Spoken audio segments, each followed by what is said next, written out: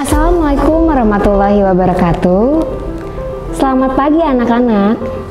Perkenalkan, nama ibu adalah Ibu Inggar Karissa Ambarwati, bisa dipanggil dengan Ibu Inggar. Ibu merupakan guru IPS SMP Yayasan Atikan Sunda Bandung. Bagaimana kabarnya hari ini? Semoga kalian selalu diberikan kesehatan dan juga kebahagiaan. Salam kenal ya. Oke anak-anak, hari ini kita akan bersama-sama untuk belajar mengenai masa kemerdekaan Indonesia dari tahun 1945 hingga 1950. Apakah kalian sudah siap untuk belajar? Yuk tetap semangat, Ibu yakin kita pasti bisa. Oke anak-anak, pada hari ini kita akan mempelajari mengenai masa kemerdekaan Indonesia dari tahun 1945 hingga tahun 1950. Ada dua hal penting yang harus kalian ketahui. Kalian bisa lihat di samping. Ini yang pertama tentang proklamasi kemerdekaan Indonesia, yang mana terdiri dari persiapan kemerdekaan Indonesia. Yang kedua itu adalah peristiwa Rengas Dengklok. Yang ketiga ada perumusan teks proklamasi. Dan yang terakhir itu adalah sambutan rakyat Indonesia terhadap kemerdekaan. Dan poin yang kedua itu adalah tentang terbentuknya Negara Kesatuan Republik Indonesia atau NKRI. Oke, untuk memulai pembelajaran hari ini, Ibu akan memberikan kalian sebuah cuplikan video. Jadi tolong simak ya.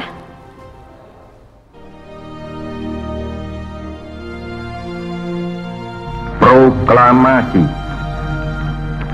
Kami, bangsa Indonesia, dengan ini menyatakan kemerdekaan Indonesia. Hal-hal yang mengenai pemindahan kekuasaan dan lain-lain diselenggarakan dengan cara saksama dan dalam tempo yang sesingkat-singkatnya. Jakarta, 17 Agustus 1945, atas nama bangsa Indonesia, Soekarno Hatta. Oke anak-anak, tadi kalian udah lihat kan cuplikannya? Apa sih yang kalian rasakan dari melihat cuplikan tersebut? Oke, kita bahas ya. Cuplikan tadi menjelaskan tentang proklamasi kemerdekaan Indonesia, yang mana peristiwa tersebut menjadikan Indonesia itu secara resmi negara yang merdeka, berdaulat, serta terbebas dari belenggu penjajahan. Tentunya, kemerdekaan itu didapatkan dengan cara tidak cuma-cuma, melainkan adanya perjuangan dari tokoh nasional kita, sehingga mampu melaksanakan yang namanya kemerdekaan Indonesia. Sejatinya, persiapan kemerdekaan negara Indonesia ini telah dimulai ketika Jepang menghadapi Perang Dunia Kedua. Kala itu, Perdana Menteri Jepang yang bernama Jenderal Kunaiki Kaiso itu memberikan janji kemerdekaan kepada Indonesia. Pemberian janji itu diharapkan pada dasarnya untuk menarik simpati rakyat Indonesia. Sebagai buktinya, Jepang mengizinkan Indonesia mengibarkan bendera merah putih, tapi ada satu syarat, melainkan harus berdampingan dengan bendera Jepang. Berkaitan dengan pemberian janji Jepang kepada Indonesia, akhirnya Jepang membentuk sebuah badan penyelidik usaha-usaha persiapan kemerdekaan Indonesia, atau yang disingkat yaitu BPUPKI. Nama Jepangnya itu adalah Dokuritsu Jumbi Kosakai, yang mana didirikan oleh Kumakichi Harada pada tanggal 1 Maret 1945. Namun baru diresmikan pada tanggal 29 April tahun 1945. Adapun tujuan dari dibentuknya BPUPKI untuk menyelidiki hal-hal penting yang dilakukan untuk persiapan kemerdekaan Indonesia itu sendiri. Selanjutnya, kalian bisa melihat struktur di samping. Ini menjelaskan tentang struktur BPUPKI. BPUPKI mempunyai 1 ketua dan 2 wakil ketua. Ketuanya sendiri adalah Rajiman Widyodiningrat, serta wakilnya itu yang pertama ada Panji Suroso dan yang kedua itu adalah Ichibangase Yoshio. Sebetulnya BPUPKI ini memiliki 67 anggota, yang mana 60-nya itu adalah orang Indonesia serta 7 orangnya itu adalah orang Jepang yang bertujuan untuk mengawasi. Pada aktivitasnya, BPUPKI telah melaksanakan sidang sebanyak 2 kali. Sidang yang pertama itu dilaksanakan pada tanggal 29 Mei hingga tanggal 1 Juni 1945, membahas mengenai rancangan dasar negara Indonesia. Selanjutnya, sidang kedua itu dilaksanakan pada tanggal 10 Juli hingga 17 Juli tahun 1945, membahas mengenai rancangan undang-undang hingga rancangan pendidikan yang akan dilaksanakan di negara Indonesia. Ketika masa jeda sidang BPUPKI pertama dan yang kedua, terbentuklah panitia yang beranggotakan 9 orang, atau kita kenal dengan sebutan Panitia 9, yang mana panitia ini memiliki tugas untuk mengolah usul konsep dari anggota BPUPKI lainnya mengenai dasar negara. Selanjutnya pada tanggal 22 Juni tahun 1945, Panitia 9 menghasilkan rumusan dasar negara atau yang kita kenal dengan sebutan Piagam Jakarta.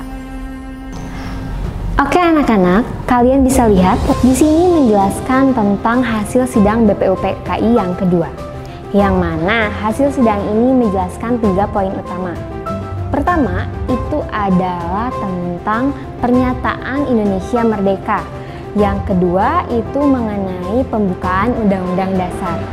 Dan yang terakhir, itu tentang batang tubuh Undang-Undang Dasar.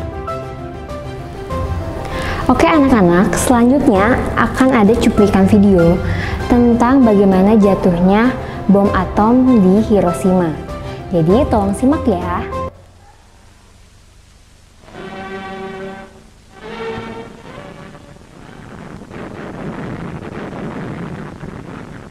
Bom atom yang dijatuhkan oleh sekutu di Hiroshima pada tanggal 6 Agustus 1945 makin menyudutkan Jepang dalam perang.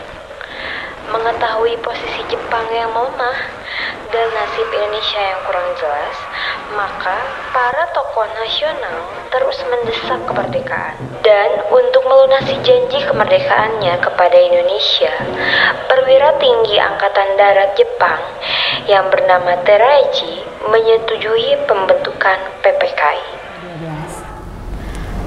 Setelah kalian melihat cuplikan video tersebut yang menjelaskan tentang jatuhnya bom atom di Hiroshima, betapa sedihnya kondisi Jepang pada saat itu.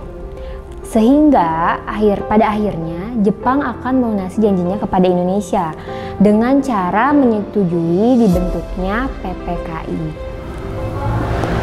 Oke anak-anak, tadi kita menyinggung sedikit tentang PPKI. Apa sih PPKI itu? Ada yang tahu?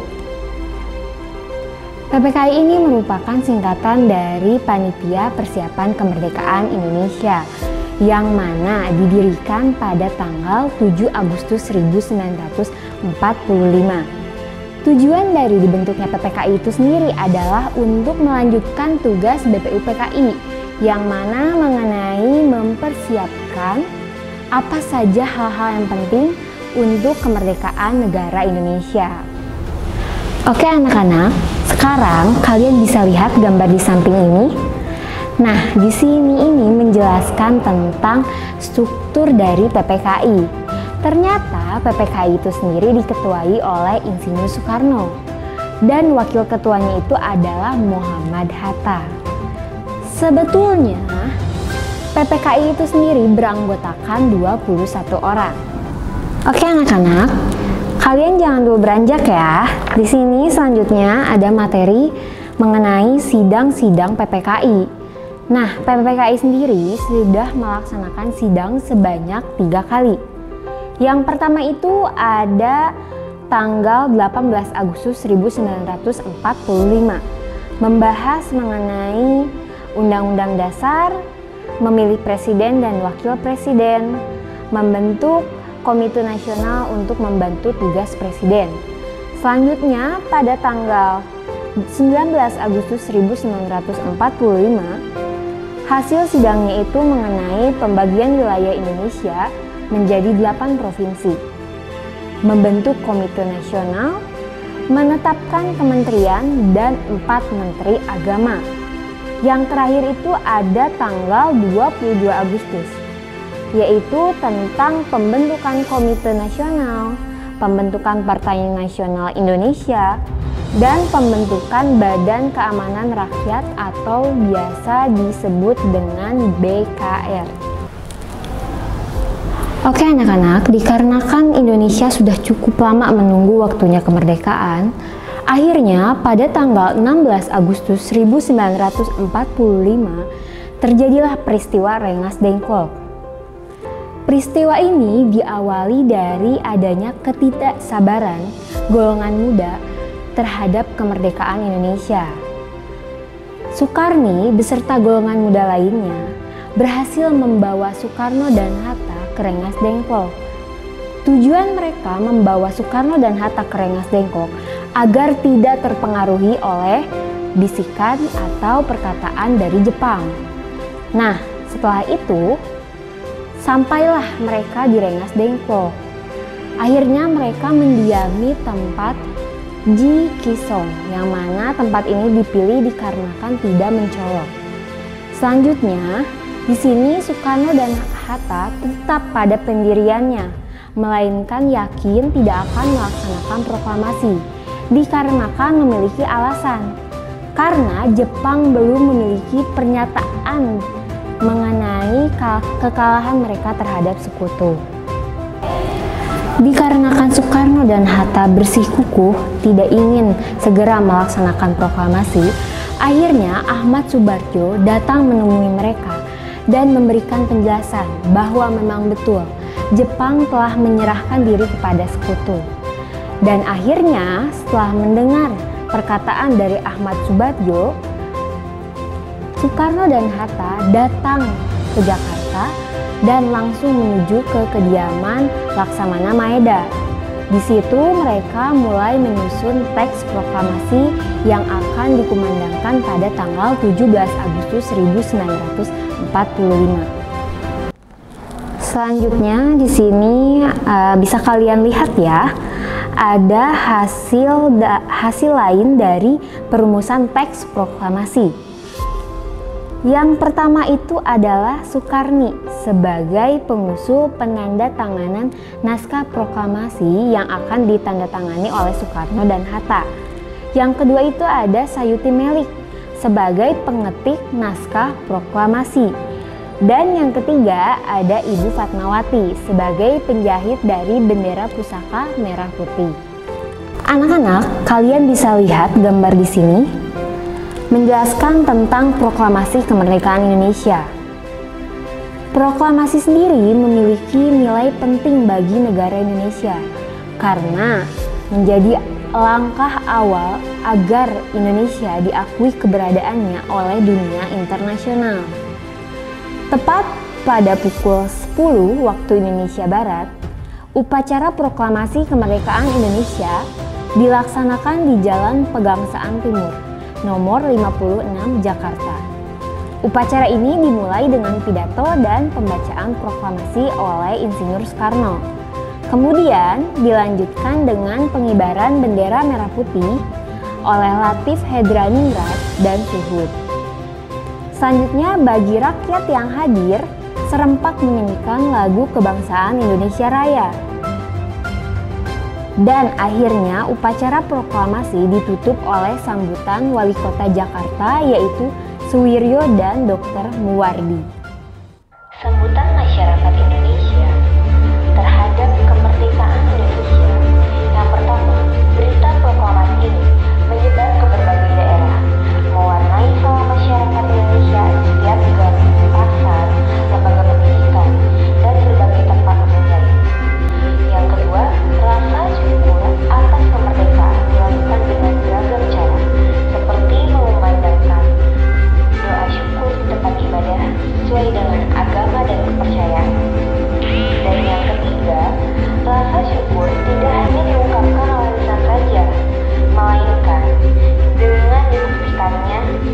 lewat perbuatan nyata.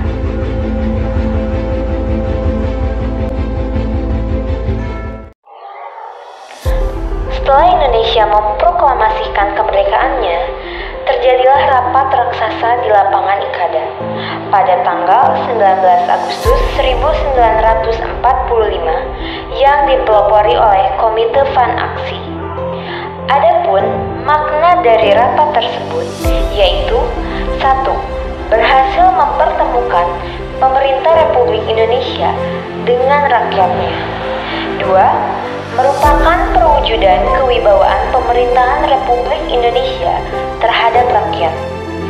3. Menanamkan kepercayaan diri bahwa rakyat Indonesia mampu mengubah nasib dengan kekuatan sendiri. Dan yang terakhir, rakyat mendukung pemerintah yang baru saja terbentuk. Baik anak-anak, mungkin cukup sekian pembelajaran hari ini. Ibu harap kalian semua bisa memahami materi yang telah Ibu berikan. Dan kedepannya kalian harus tetap semangat belajar meskipun kalian tengah berada di situasi pandemi COVID-19 seperti ini. Jadi tetap semangat dan terus jaga kesehatan. Assalamualaikum warahmatullahi wabarakatuh. Sampai jumpa.